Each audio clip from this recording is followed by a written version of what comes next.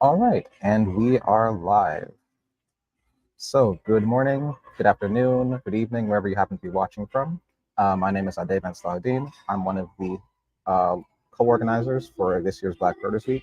I've been around with the group for about 2 years now. I think this is my third year doing it, and every year it gets more and more interesting, and in a good way. So, before we begin, I would to thank and acknowledge our various partners and sponsors who have been hosting events on our various platforms and their various platforms. Yesterday we had two talks with the Audubon Society and the with the National Audubon Society and BirdNote, two great events, both of which you can look back and watch on their YouTube channels. Um, we also have Wild Birds Unlimited, BirdNote as a partner. The Cornell Lab of Ornithology has been sharing our materials as well, and countless others that I would sit and list, but I think we are a little more interested in hearing what we're here for today. But I want to acknowledge everybody here and the people who have helped make this happen. So today's discussion, as you've probably seen, is talking about our theme of celebrating rituals and mourning, and how being involved in nature in various ways, including being involved in bird watching, ties into those things. Um, and the guest we have for today is appropriately the cemetery birder herself, Danielle Belleny, and she will introduce herself and her work briefly. But I wanted to give a little bit of a preamble as to why I think this talk was particularly interesting to me and one I wanted to lead or host, I should say. So my own personal background, insofar as my professional and academic interests, I'm very much interested in evolutionary biology and paleontology. And so a lot of that science is really thinking about past lives and ancestors and sort of dealing with death, because a lot of it really is, if you don't have the materials, you don't have the materials available to you, things don't die and get preserved for you to look at it. And so, as a Black evolutionary biologist, a Black paleontologist, um, these themes of ancestry and heritage and descendancy, um, they very much overlap in my mind. And so, in thinking about this sort of celebrating rituals and the idea of mourning and how do we use that um, to tie in reflections on nature, um, I really wanted to hear from somebody who is actively doing that sort of thing with nature and with bird watching. And so I reached out to Danielle, one of our original Black Birders Week crew, and it'll become very evident once she begins why I think this is a very fitting and appropriate fit for our theme for both the day and um, for this year. So I will bring Danielle on now.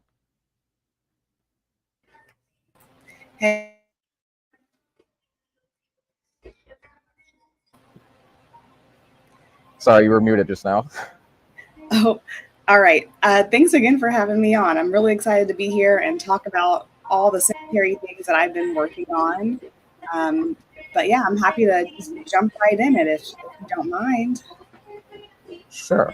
So I will remove myself, and the floor is yours. Thank you. All right. Thanks again for joining this talk. My work with cemeteries kind of started in 2020, so I'm still gaining knowledge and gaining community through the folks that manage these cemeteries. But here are just some insights of what I've learned bird watching, nature watching in cemeteries.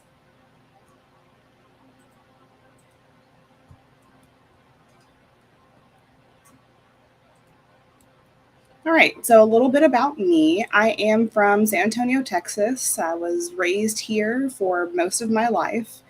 And in that time, I also spent a lot of time with my grandparents. They have a more or less like a farm in Austin-ish area. As a kid, I would love to go out there and play and help them raise the chickens and pigs and such. And they were really institutional in helping me gain my knowledge of the outdoor world. So as a kid growing up, I thought the only way to professionally be involved with animals would be to be a veterinarian. Thankfully, I found out there was an option for me to be a wildlife biologist, which is what I currently am. Shout out to A&M Kingsville, one of my former schools, for showing me bird watching and for showing me that wildlife management is a job, a career field that I really am happy with doing it every day.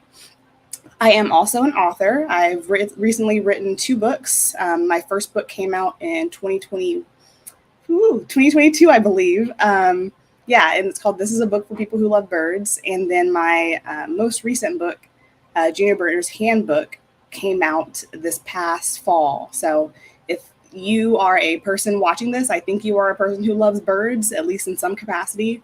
Or if not, you might know a little birder that might be getting interested in birding. So definitely check out those 2 books. And like I mentioned, I am a wildlife biologist. I'm also a registered property tax consultant. And in Texas, there's some special rules that allow folks to get essentially lower property taxes if they manage for wildlife on their lands. And I do that through a company called Plateau Land and Wildlife Management. So all the things that I am doing currently have essentially become a full circle moment. The job that I have currently, I'm able to help people in some of these rural areas that I'll mention shortly keep their property taxes low, keep the property in their family, which is definitely something that's important for me. Here's little pictures of my books that I wrote. Like I mentioned, they are out now. You can purchase them anywhere books are sold. And on the other side of the books are my family members. They were not initially bird watchers, or I would maybe not even really nature watchers before I got a hold of them. And after a good bit of time, I would say at least a decade of slow work, I've turned them into birders. So if you have people in your family who don't quite see the light or aren't fully indoctrinated into bird watching or nature watching, just take time, take patience. Eventually they'll see what you see in birds and in nature. And living in Texas, we have a lot of biodiversity, so it's kind of easy to get people sparked into birding because we have some really amazing birds that are just right in our backyards, such as painted buntings and further south in Texas, green jays. So those are 2 birds that have definitely sparked my family members into getting to know birds that are in their own backyards. All right, let's dive into cemeteries now.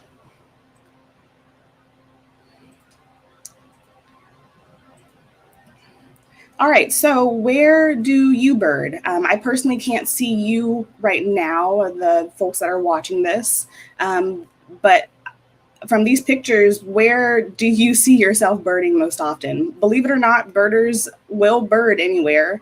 And the basic start, I think, would be, trails, typical outdoors areas, parks. That's pretty basic. You can take a next step, maybe go birding in parking lots. Shout out to Jennifer Bristol, one of the authors of Parking Lot Birding. She's also an author of a book called Cemetery Birding, which I am recently getting a chance to thumb through, and it's been really interesting. So parking lots are definitely an option for you to go birding. The birds are there. You don't have to go on the trail necessarily every time just to see some good birds. There's also plenty of birders that like to go bird watching in landfills, landfills and dumps. There's also plenty of sewage treatment plants or wastewater treatment plants. Those also attract a lot of good birds. And I've actually came across a birder couple that got married at a sewage treatment plant because it brought them so much joy. Among other places are also, drainage ditches. And then my personal favorite currently are cemeteries. So these are all options, and I probably have missed some other, fringe, weird places that people like to go birding. But these are all very valid places that you can go bird watching. You really can do this hobby anywhere and at any time.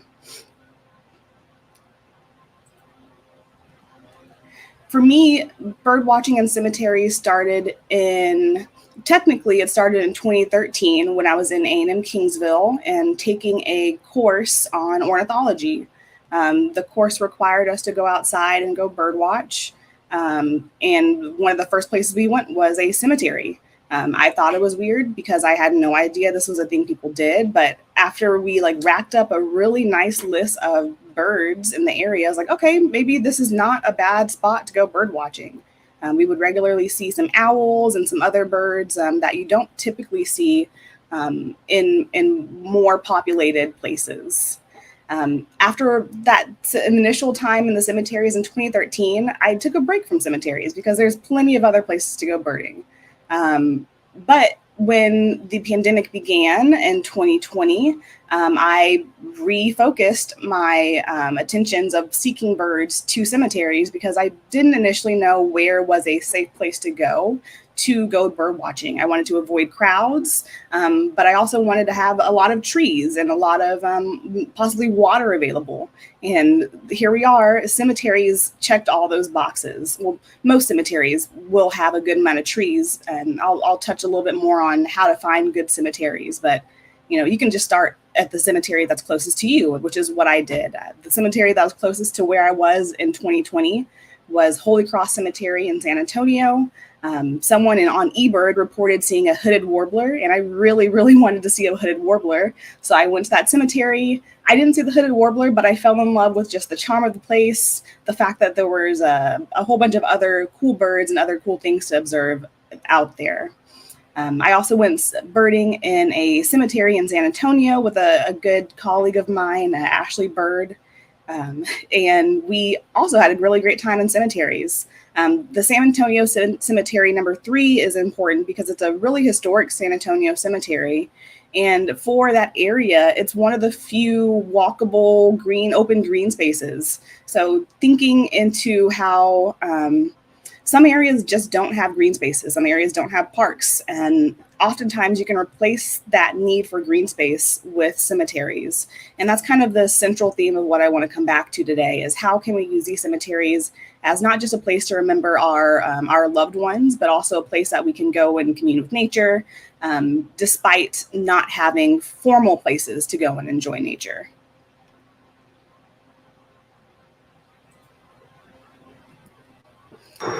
So that is where cemeteries started out. Where they have led me is to reconnecting with my own family cemeteries. Growing up, I remember hearing about cemeteries that my ancestors were laid in, but I was younger and not really listening to what the elders were saying about the stories of our lineage. So it didn't really click until my mid-20s when I realized my storytellers, my elders, they're getting older. I need to be the next one to learn these stories, or else all that information is going to be lost. So while cemeteries are great places to go look at nature, that's also where you find a lot of history for the time period or the area that you're from. So I've rediscovered essentially that I have a bunch of family from freedom colonies and that are currently in historic Black cemeteries in the Austin area.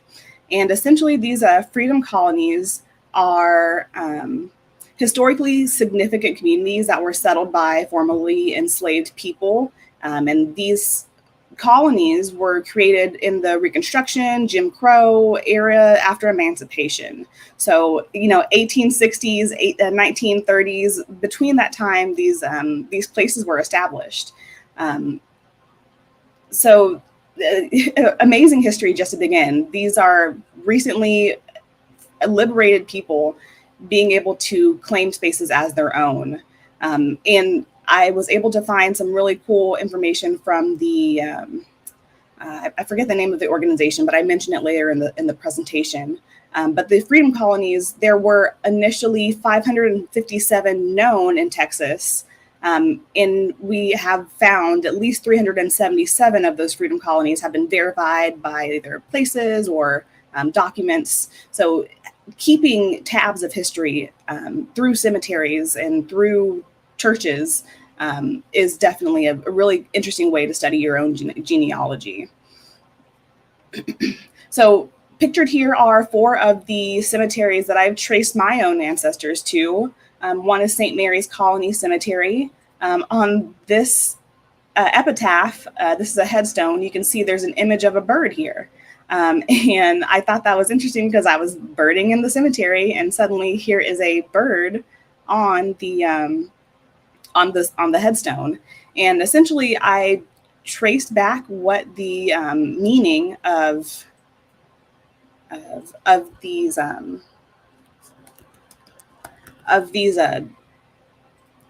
engravings. Oh no! Oh no! I am not sure what happened. One moment, please. Okay, we are back in business. Okay. So these bird engravings on their headstones are actually meanings. The things that are engraved on headstones have meanings on them. For enslaved folks, birds represented liberation. Birds have wings, and their wings allow them to fly and escape whatever is bothering them. And as the stories go, slaves could turn themselves into birds and fly back home or to Africa, wherever they were originating from. So birds kind of symbolize this liberation, this total freedom. And the act of dying was a way of liberating. So that's why a lot of, in this era, birds are pictured on a lot of the headstones. So really cool to see that in person at a family cemetery of all things. There are also folks in Evergreen Cemetery. That is a historic Black cemetery in Austin. The headstone that I pictured here is a handmade headstone. It has a lot of personality to it. There's like bits of broken glass and bottles and ceramic and stuff kind of placed into this cement block. And a lot of folks at that time didn't have money to dish out for a headstone. I don't know if you've ever tried to purchase a headstone, but they are pretty expensive. So making it was definitely something that my ancestors were more keen on being able to do. Third is the Williamson Creek Cemetery. That's one that I've more recently found. And in that cemetery, I've located my great grandmother. So just thinking about how far back in history I'm able to trace people just because of their cemetery records. It feels really nice to quote unquote meet these people and enjoy and commune in nature with them as well. Fourth is St. John's Colony, St. John Colony Cemetery. It is a historic, it is another one of the freedom colonies, outskirts of Austin. Technically, it's not in Austin, it's in Dale, but it's far, it's like southeast of Austin, Texas. So I'll dive a little bit into the stories of some of these cemeteries, but with the context of these cemeteries used to be, way out in the middle of nowhere. This used to be farmland. This used to be agricultural land. Now it's Austin. So it's a city. It has highways. It has apartments. It has people. So thinking of how these cemeteries were once surrounded by a sea of green, and now they're surrounded by a sea of concrete. And what does that mean for us being able to enjoy nature, but also how is nature ongoing in these places? What ecosystem resources are these cemeteries providing us that we're not really appreciating? So keep that in mind as I show y'all some of the images from these following cemetery slides.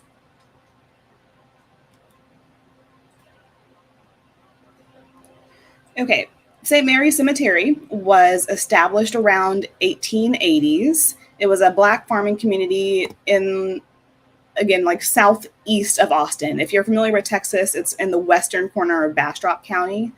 And it is fairly rural still, but it's starting to pick up the pace because it's in the outskirts of Austin. Austin just keeps spreading and spreading and spreading. Folks have to go somewhere, and these areas are a lot more affordable than closer to town. So back in the 1880s, it was mostly a Black farming community. And they were, again, a freedmen's colony that were given land by their former enslavers. The former enslavers gave them about between 1,700 and 2,000 acres of land for the families to establish. So from those families, they really created a nice community. I think around either 200 to 500 people were living in that community. And considering they didn't have running water, they didn't have electricity, to think about that and that there's that many people being able to live in such a small little community, it really was thriving back in the day. There was also a church that used to be in the area next to the cemetery. I don't think the church is standing any longer because there are new developments and there's new houses coming in. So if you take a look at the top and bottom images, the top image is from 2017, so not that long ago, only about 7 years ago. And the bottom image is from last year, 2013. The stars are to mark the location of the cemetery. You can see the cemetery is a little bit off to the right of that star just for placement. But to take into context, yeah, the city is coming. You can see in that bottom photo, there is some new development coming in on the north.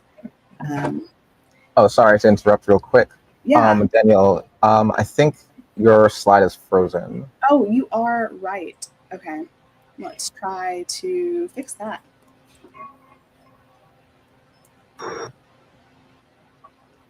Let's celebrate the music.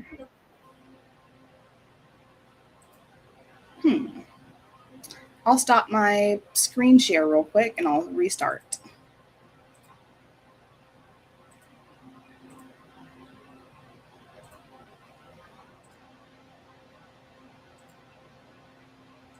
Okay, are we back on? All right, perfect. Yes, that's the one I was talking about.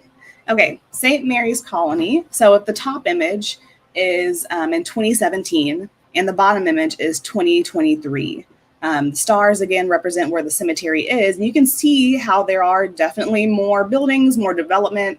Again, the area is still pretty rural, but it's definitely picking up in pace.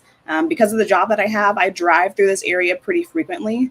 And I actually get to, chat with folks that have had family property in this area. And yeah, everyone is not, I wouldn't say concerned, but definitely aware that there is a growing number of people coming in this area. And when these developments were happening, the cemetery historic gate would be broken sometimes, or the fences would be messed up. So it does bring a lot of unease at times, but things are fine. Things are fine as they are. That's a little bit about St. Mary's Colony. My grandparents also mentioned that they went to school here. So just it's a very small town. Folks stay in the area. Some families have moved out, but yeah, not too long ago, this was a school, a church, a cemetery, a whole community. But now it's just changing. Next is St. John's Colony. Okay, yep, you can see that. This was established around 1870s by families that were fleeing racially motivated violence, which makes sense for the times. It's 1870s, post liberation. A lot of folks are being harmed. So to find better land, Reverend John Henry, who the colony is named after, it left his home of Weberville and traveled about 60 miles or so to find this plot of land. And he helped establish about 2,000 acres of land that became a community for the farmers, for black farmers. Originally, 14 families traveled by wagon, again, that distance of at least 60 miles, so that they could establish the St. John Colony Cemetery, St. John Colony. A bunch of historic churches are also in this area. Some are in better shape than others. But the cemetery is definitely still a place that is well managed. There's a society that helps keep the cemetery running and keep it cleaned. This St. John's Colony is also one of the longest running Juneteenth celebrations. So I think my Juneteenth plans might be to go and see St. John Colony folks. It's only down the street from St. Mary Colony. So one side of my family's from St. John, the other side of my family's from St. Mary. So it's pretty interesting to see at the time how far apart and how different they were, but now how close these places seem because of urbanization and because things are coming in. So again, pictures here on the top and bottom. Top is 2008. The bottom is 2022. Not as obvious that there is development coming in. especially since this is from 2022, as of like 24 or at least late 23, I've definitely seen some more houses on the west side of that star. So there are developments coming. There is businesses coming, which probably great for the area. Just again, thinking what happens, you know, in 30 years or in 40 years when this area is covered in houses. Will the cemetery, will the history of the people that were there still be intact or be able to be preserved? And again, the support of the land. When I go birding here, I see all kinds of stuff. It's definitely changed in the past few years from development, but not to say that that's just anecdotal. I'm not doing formal research. I'm just here and there every now and then. So there could be some other things going on, but it could also be a product of development.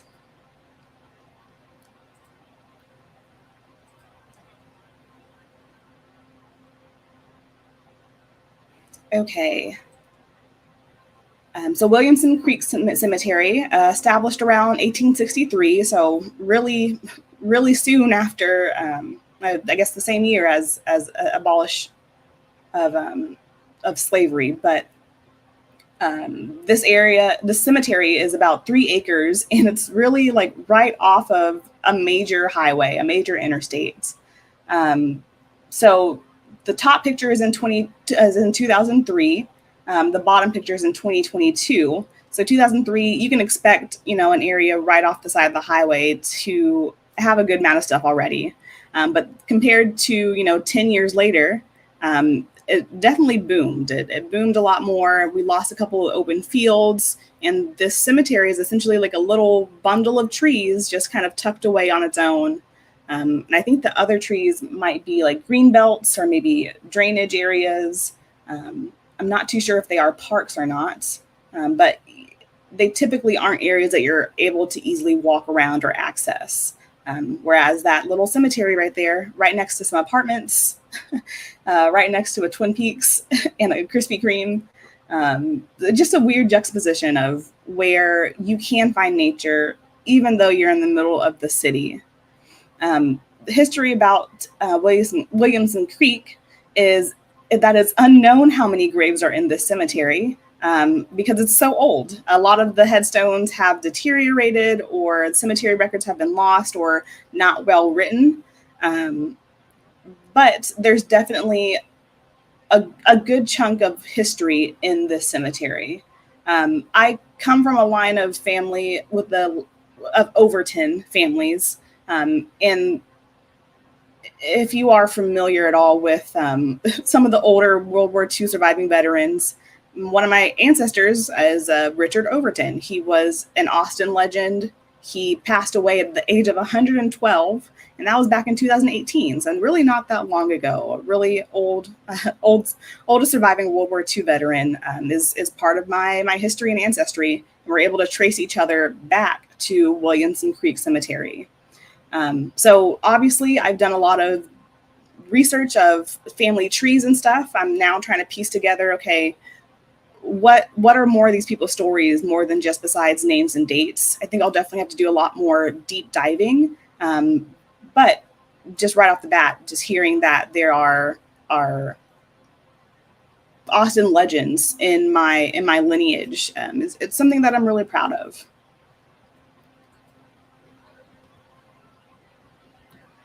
All right. And the last cemetery is Evergreen Cemetery. Evergreen Cemetery was established in 1826.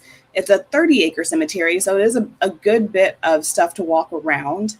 And this place was specifically built for Black folks, honestly, because what racism what has racism not touched? Of course, there's segregation in cemeteries. Of course, there's injustices in death in general, which is obvious. But when you really see how detailed it can be, it's kind of discouraging. But Evergreen Cemetery was built for Austin's Black community, and now over 12,000 individuals are buried there. It's still an active cemetery. Everything from politicians, there's famous sports players, there's educators, there's businessmen. a lot of folks that are major key people in Austin's history, not just Black Austin history, but just Austin history period, are buried in this cemetery. I also have, again, ancestors in the cemetery. I think my great-great-grandmother just one great. My great-grandmother and some other family members are also buried in this cemetery. So taking a look at the context of landscape, the top image is 2005 and the bottom image is 2024. Not much difference, to be honest, but this is on the east side of Austin, which has kind of been populated for quite some time. So I wouldn't expect a huge change in the past, 20 years from the top and bottom pictures. And historically, East Austin is also a fairly Black side of Austin.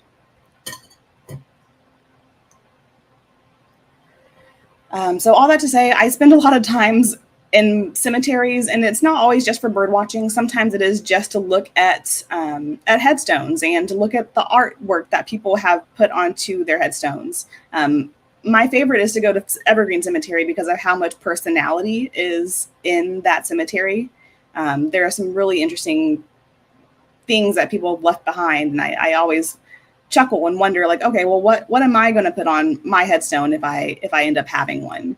I say if I end up having one because I'm still considering how would I want to be buried and remembered, which maybe it's a little too soon to be thinking about that, but it's never too soon. It's going to happen eventually, and we're going to touch on that just a little bit.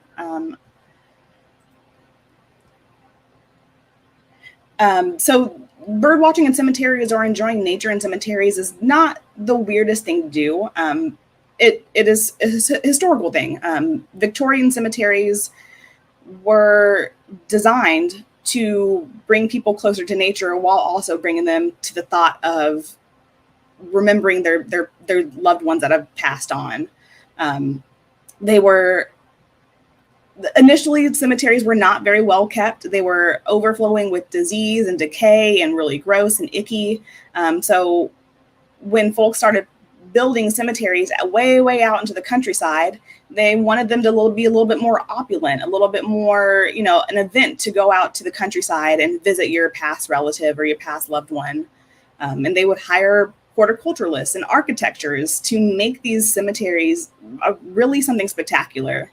If you're somewhere in the East Coast, you can visit Greenwood Cemetery. I think it's in Brooklyn in New York. And that is a famed cemetery that is gorgeous to look at. I would love to visit it one day. Haven't had a chance to quite yet. But there's a really awesome architecture and not just things to walk around and look at for birds and stuff, but you can have some really interesting tours out there. They do lead tours and have guided walks for and all assortment kinds of things. Greenwood Cemetery brings a lot of visitors annually, 550,000 from the time that I wrote this presentation. The cemetery also serves as an arboretum, so a whole bunch of tree species are living on the grounds of that cemetery. So if you're a tree person, you can go out there and take a look at all kinds of trees. Of course, trees bring in bugs bring in birds. So, all that stuff is all interconnected. So if you are going to look at a cemetery to go bird watching, find a cemetery that has a good number of trees. One, for shade, but also two, because trees attract all the other things that you're probably trying to look at. This specific Greenwood Cemetery has had a really good checklist. Birders have been birding in cemeteries for, always. So there's a good record of what birds have been seen. And it's been some pretty impressive species. There are also many famous, quote unquote residents, the people who are now buried in that cemetery. I think I recently learned that Pop Smoke is buried in Greenwood Cemetery. Maybe this is just me, but I would love to go see. I would love to go see and pay my respects to not just Pop Smoke, but also an assortment of other folks that are also buried in the cemetery. And if you're ever curious about who is buried, there's obviously websites for that. Findagrave.com is my go-to for One, finding my own genealogy, but also, if you want to go to a cemetery, you just want to go to see who's famous, they have a famous who's famously buried here section. So they make it easy for you. So more about how cemeteries can be these landscapes, these little islands of green spaces, considering, New York is a big bustling city. This open area with trees and water is a nice area to go take a walk, or just to enjoy something different from sitting inside of a building. In recent times, the Greenwood Cemetery has partnered with Cornell University to see how cemeteries can develop more climate resilient landscapes. A lot of cemeteries have these very mowed, very manicured lawns. People want, established paths and established trails, which I totally understand, having a cemetery look a certain way. But if we consider how much resources are being used to maintain that throughout the year, cemeteries essentially are contracted to manage their cemeteries to look a certain way. So if they're mowing the grass every week, think about how much cost-wise the labor to mow that huge lawn.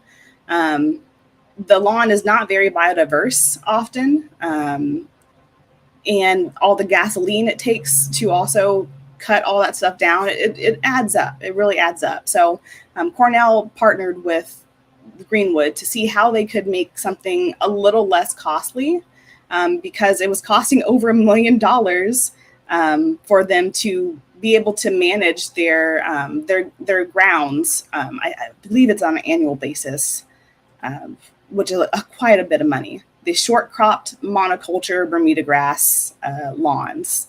So they started reducing their mowing, reducing their herbicide use in certain areas of the cemetery, and they would use like hand blowtorches to mimic historic fire regime that would come through that area. And as they were doing that kind of experiment, they noticed that the flora and fauna were responding. There were new plants coming. There were new birds coming. If you build it, they will come is kind of a simple thing that people say, but it's kind of harder to imagine in practice, especially when folks are used to seeing things in a certain way, seeing a lawn as a lawn and nothing else. But rewilding these little spots can definitely improve, stormwater retention, improve biodiversity, and just, who doesn't enjoy seeing flowers and stuff instead of just a monoculture green lawn? So from the cemeteries that I showed you where my families are, there's definitely a gradient. One cemetery has not really been mowed frequently, and it has a whole bunch of flowers, a whole bunch of bugs, a whole bunch of birds. One cemetery gets mowed less frequently, still has a whole bunch of blooms and such. And then on the other spectrum, there's, the typical manicured lawn. It never has flowers. It still has a whole bunch of cool birds, but there's just something that I'm looking for out there, not just an open field with just short grass. Personally, I enjoy a little bit of wildness here and there. Just a quick recap of what cemeteries can offer you biodiversity-wise. I wrote an article in Birding magazine that talks a little bit more in depth about rewilding cemeteries and their the benefits of being able to have these open spaces just a little bit wild. And these are some of the cemeteries, both natural cemeteries and both managed cemeteries, that have really high bird species counts. So if you're ever interested in looking that up, check out my article that I wrote in Birding magazine. So on the other spectrum, I talked about these very manicured, very structured lawns, cemeteries. On the other side of things, there are these things called pioneer cemeteries, which now that I think about it, my family cemeteries might kind of fall into this umbrella of pioneer cemetery. Essentially, these pioneer cemeteries are these little pockets of preserved native prairie, untouched native prairie, that pioneers, so early settlers were buried in, and those areas were protected. And because they were protected, they were not farmed for soybeans or for agriculture or for other things. And because of that, they have these rare and endangered plants that don't grow anywhere else because that habitat has been destroyed. So to consider that, it's a very sad way to look at conservation, to accidentally conserve these little pockets of things just because a couple of folks wanted to protect their legacy. I think we should protect more than just where the bodies are. Our legacy goes beyond the cemetery, essentially.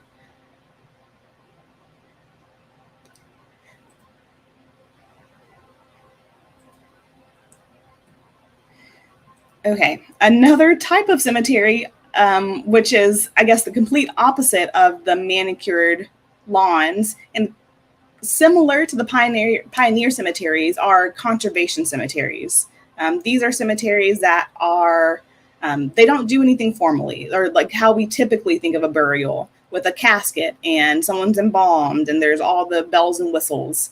Conservation cemeteries don't do any of that. It's just you in the ground, or you in a very thin cloth in the ground. Everything's biodegradable, and you're not required to be embalmed. There's no well, there may be a few medical reasons why you might want to get embalmed. There's a whole bunch of cultural reasons also why you might want to get embalmed. But as far as, is it safe to be just put into the ground? Yes, it's totally safe and totally fine. So these conservation burials, green burials, natural burials, all this just used to be, a burial.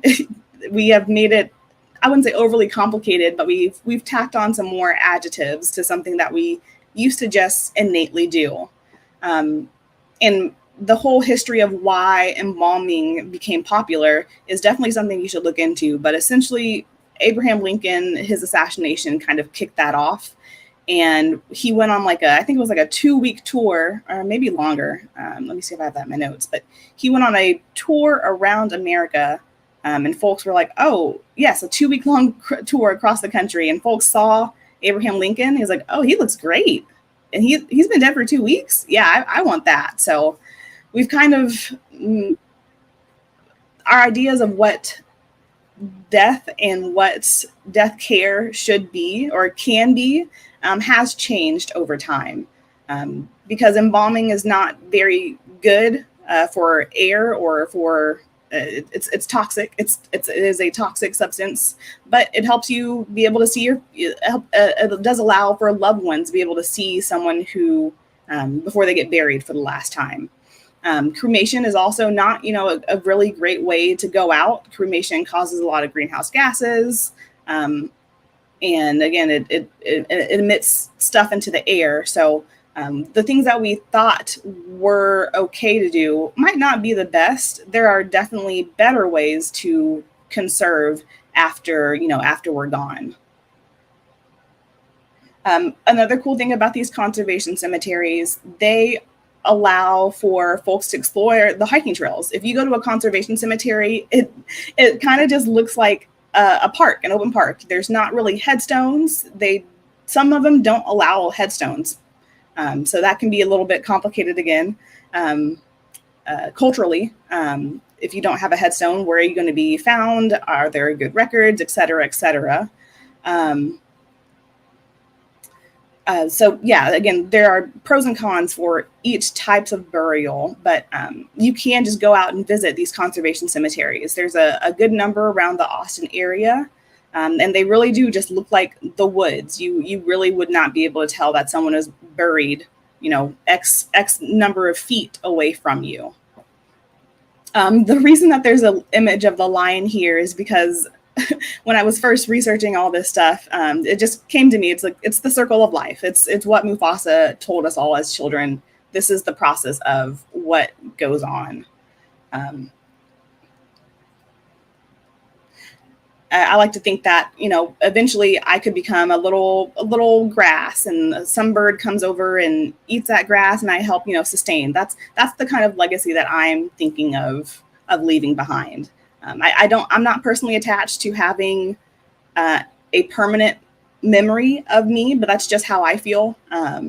I can totally understand if other folks would like a standard burial versus something where you're put in the ground and time just goes on. Personally, that kind of happens to billions of other organisms that have also lived on this land, and I'm okay with being one of those as well. So pros and cons, I wouldn't say pros and cons, but natural versus traditional burials. So the natural ones, no chemicals, no nothing. You just get put straight into the ground, but there's time restrictions. You have to be put into the ground really quickly because you're not being preserved in any way besides, I think, like refrigeration.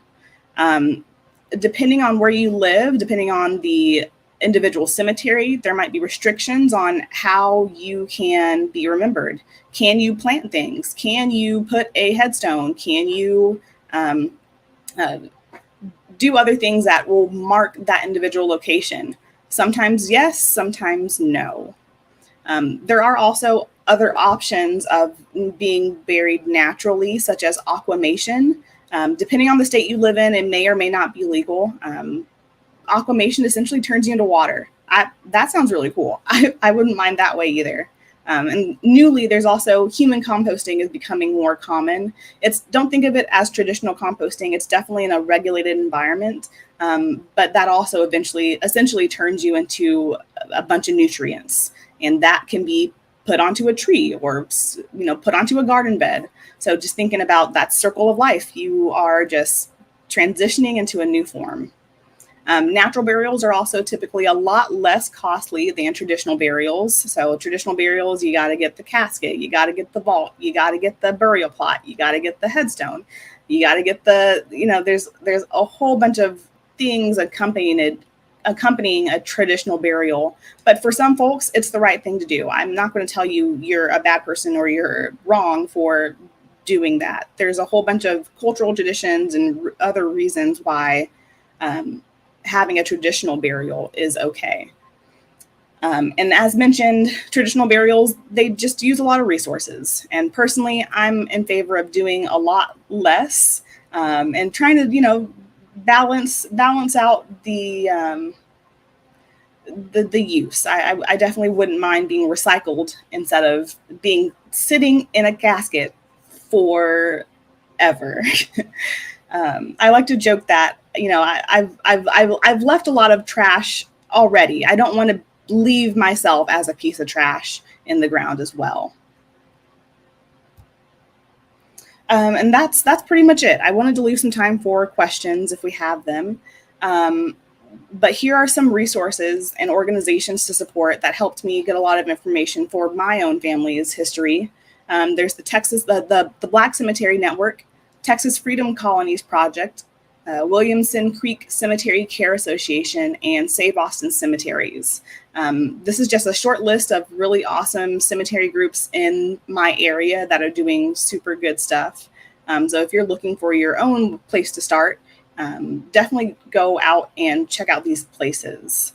Some more resources for just like questions about death care or studies about death. I know it might be kind of weird, but if you plan ahead, the better you are, so that you have everything laid out. And all these websites, all these organizations have a really laid out way for you to figure out what's the best way and most meaningful way for you to go about this. Of those on that list, there's also one more, Find a Grave, that I mentioned earlier. It is what it sounds like. If you want to find a grave, it can tell you, okay, go to aisle this, row this, and that's where that person is. So it's a really organized way of helping folks find their loved ones or find someone that they're interested in finding. So if you are going to go cemetery birding, just a reminder, and not even just cemetery birding, if you're going to go, diving into the history of folks in that area, take a tour of the historical context of the cemetery, just so you know a little bit more of the history of these people.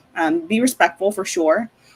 Talk to your elders that you still have around you and document those conversations. That is going to be something really important as we start to lose some of these folks. Eventually, we're going to be the record keepers, and we'll have to pass on those traditions to people. Follow the rules of the cemetery. Sometimes cemeteries restrict birding. So if you're going to go out there, know ahead of time what you're going to do. Be aware of holidays and special days of mourning, like Memorial Day was this past weekend. I decided not to go to the cemeteries to go birding because I wanted to give those folks their own space to be able to do their mourning. Obviously, avoid being within sight and earshot of funerals. Give mourners space. Just go somewhere else. There's plenty of places to go birding. You don't have to stay there. Avoid stepping and resting on headstones. Don't disturb grave decorations, and consider birding in smaller groups as you need to. But I think a lot of those things may come as self-explanatory, but just in case, if you're new to this, just be respectful as you can.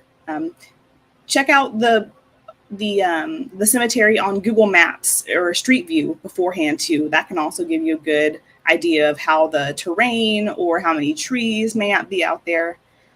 But happy cemetery birding. I hope you gain something from this. I hope you start looking into the history of your own folks, or even the community of folks that are in the city or town that you live in. I'm happy to take questions. Please read all the things I've written. Thanks. Yes, thank you for that, Danielle. There's a lot to think about there. And a lot of the questions I actually had prepared for you, you answered already. There are a few questions in the chat. Dara asked earlier on, what is the most unexpected species that you've seen in a cemetery?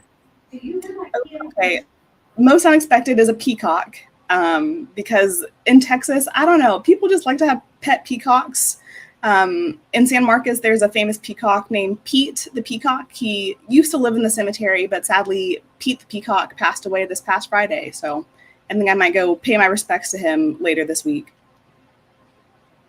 Is Pete being buried there? I don't know. If he is, I'm attending the funeral. So another question we had, this was from beforehand actually, tying into our theme bird of the week. Are ravens and crows something you commonly see in cemeteries more so than other birds, or is that just cultural stigma? I don't see them like hanging out in cemeteries like that. No, so that might just maybe that's just somewhere else. But where I am, I don't see them hanging out in cemeteries more than I see them other places. I will say I definitely see a lot more owls. I will reliably see owls in cemeteries, which I think people do consider owls more of a spooky bird. But otherwise, my list of cemetery birds isn't super exciting. I'm there more for just like the peace and quiet. It's a lot slower paced than like a park, obviously, because no one's there. It's just me often. Right, that makes sense. Yeah, thinking to my own neighborhood, I definitely think a lot of the eBird sightings that talk about owls and such, they do tend to come from the cemetery areas. Here in New Haven, we have Grove Street Cemetery, which is like Yale's big sort of local area where they put a lot of their alumni and such. I believe Gibbs is the most famous person there. So the Gibbs Free Energy physicist, FICOM person. There's some notable paleontologists buried there. So yeah, there's a lot there going on. And then just the idea of you mentioning how cemeteries were or are parks in a way, at least for New Haven again. The green, which is sort of the green area, literally a green space in the center of town, originally was a cemetery. And that was pre Grove Street becoming its own thing. So at some point they shifted from putting people in the New Haven Green into Grove Street, but they didn't move any of the bodies there. So it's one of those facts that nobody knows about because there's no gravestones or headstones. So when Hurricane Sandy actually came through here about 10 years ago, it uprooted a tree and people found some bones, and a lot of people rediscovered that this area in downtown New Haven used to be a funerary location. Yeah, surprisingly not uncommon. Yeah, somehow I doubt that's the case. I did wonder, you mentioned this a little bit, insofar as how cemeteries are managed and um, how sort of racism manages to touch everything. Have you noticed any sort of discrepancies in how certain communities' cemeteries are managed, and sort of the biodiversity that might bring or limit between them? Yes, and it can also play into like how the cemeteries get funded. There's this like perpetual care that cemeteries are required to do, but like once I think it's either like an amount of time, or even if like the company goes out of business, then the perpetual care stops. So there are some places that are cared for so well that there's very little biodiversity, and then there's other places that are not cared for as much that have a lot more biodiversity. So it's a weird in between. Yeah, so there are definitely differences that I've noticed. Yeah, it's interesting to think about because, again, going into my own sort of history and things I know about, like Virgin Islands National Park, where some of my family is from, or not from the park per se, but they used to live on those islands. But most of St. John is, like I said, it's a national park now, and it's just weird to go there and view these sugar mills, these plantations, these other areas where so much horrific history happened, and now it's just being advertised as a tourist spot. Um, so yeah, I'm curious to see sort of how much those effects um, exist in other locations, particularly in a lot of historically Black and Indigenous areas. Turning back to the chat, a couple more questions actually. Have you birded at night in a cemetery? I haven't. At least most cemeteries that I've been to, they're like closed at night. So I don't want to be considered trespassing. So I haven't. Fair enough. Yeah, don't, as you said, be courteous to the grounds and the rules there. Do not break the law. We have another question. This one's multiple questions. So firstly, is there a bird you look forward to seeing, or a particular bird song you look forward to hearing when you visit any particular cemeteries? No, I've never thought about that. Yeah, I don't think there's anything specific that I'm looking for. I really am just there for the experience, even if I don't get any good birds, because oftentimes I'm not able to get to these cemeteries at like prime birding time, right at sunrise or something. I'm usually there in the middle of the day, and I will take whatever happens to be outside. That very much sounds like how I do it for the most part. So I feel that. The second half of that question, actually, is there any link between a particular bird and a memory that bird might bring up? Or perhaps more broadly, is there a particular favorite, I don't know, spark moment you've had in the cemetery space, or one that sticks with you very, very heavily? Oh,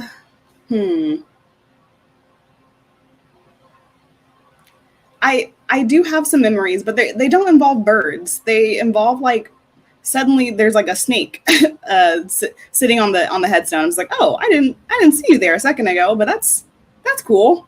Um, but as far as bird wise, I think I really like when chickadees are there, which I know they're a basic bird, but I like their songs because sometimes they do like a little rendition. They don't just do the typical Carolina. They mix it up. They remix it sometimes. So I think that's one that I like to compare their remixes from cemetery to cemetery. That's interesting to think about. I remember being in the southern area, and because up here we have black cap chickadees, but once you go past that gradient, it's the Carolina chickadees, and yeah, I never really registered that there are two different things technically. They're basically the same thing in my opinion. All right. So we have about a minute left. If anyone has any last minute questions, this will be the point to throw it in. Otherwise, um, I just wanted to close and just sort of reflect on some of the things you said. Um, Birding can happen anywhere. I recall most of the time I see killdeer actually in parking lots, not in fields. So that's a point there. I really love what you said with regards to um, the symbology of birds in African American culture and Black cultures generally, particularly throughout the diaspora. When you mentioned that, it immediately brought to mind this. I guess I know it's a song lyric, but it's probably a phrase that pre-existed that song. But it goes, "One bright morning when my work is over, I'll fly away home." Um, I'm thinking about it in the context of a Bob Marley song, but it's like a traditional Nyabinga chant. Um, the symbology, I think, is very uh, evocative, especially given the theme of the week and sort of the bird theme generally. Um, and also that Lion King bit, just um, being a child who grew up with that movie, like that was my ecology lesson, my intro ecology.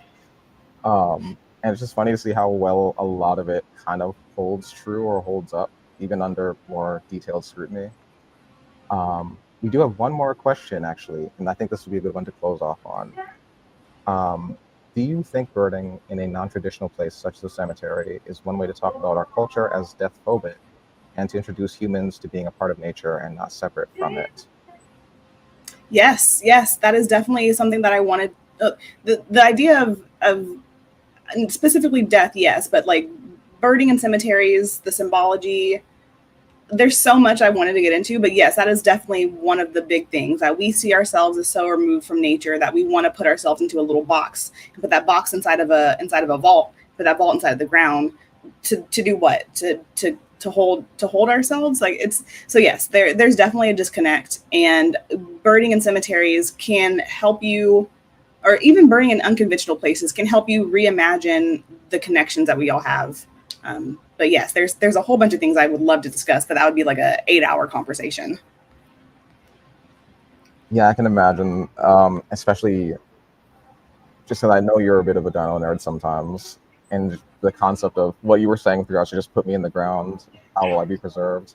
I think those of us who think about those fields and think about it that way, we're definitely like, are we going to be a fossil at some point? That's funny you say that because that's literally a question I think about regularly.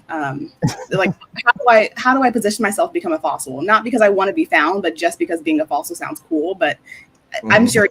sure you with your paleontology background, you probably know the spot. Well, unfortunately, it has to be like by a beach or by a water source for to be really good, unless you're going to put yourself in the middle of a desert. But neither of those seem really tenable for their own reason. Well, good luck becoming a fossil then. Well, we'll see what happens. But in the meantime, I appreciate that we can laugh about this and not have it be particularly morbid, because I do think there's, a lot of value in destigmatizing death and just becoming more comfortable with it. I think it makes it a lot less scary for a lot of people. So, on that note, um, that concludes our session. Danielle, if folks want to reach out or follow, what would be the best way to do that? You can find me through my website. I think it's dbelleny@card.co. But if you go to my Instagram, there's a link right there to find that and find all my works.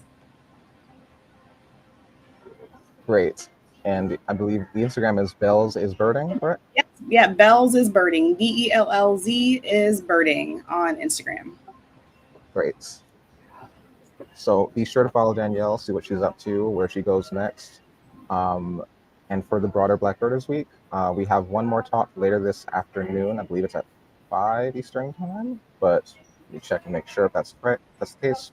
But it'll be a very interesting talk that sort of spins off of this idea of mourning and rituals. I highly suggest you do not miss that one. Nicole Jackson will be moderating it. And I think if you watch any of Nicole's talks, they go deep. So um, definitely do tune in for that. Follow along, continue following along with all the hashtags. I'll be back tomorrow online with the Tweetations review. So we're going to switch gears a little bit and talk about ways we celebrate life in through art. So I hope to see you then. Have a great rest of your day. Get birding or keep birding if you haven't already.